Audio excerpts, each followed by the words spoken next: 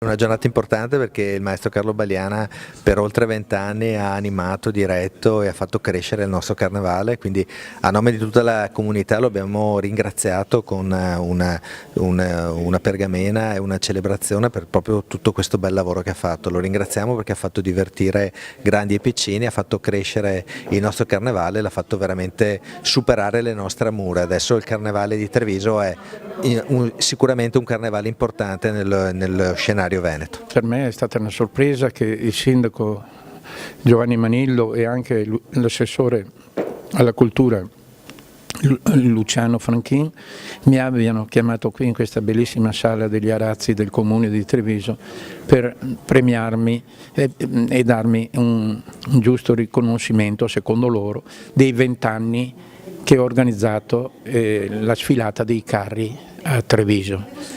Sarebbero passati 20 anni dal primo momento in cui i primi carri li ho fatti venire un po' da tutti i comuni della provincia di Treviso e ora sono ancora qui, che sfileranno oggi, che è martedì grasso, nelle vie dentro le mura della città di Treviso. Mi sento onorato di questo perché francamente non me l'aspettavo questo premio, questo riconoscimento.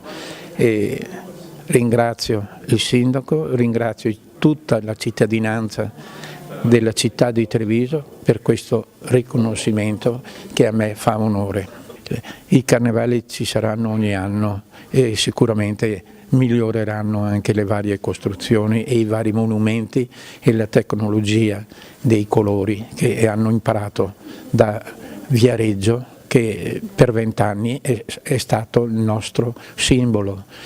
Perché? Perché ho fatto venire il presidente del Carnevale di Viareggio a Treviso a far parte della giuria. Abbiamo fatto un gemellaggio per 20 anni con Viareggio, quindi speriamo che ci sia una continuità in tal senso.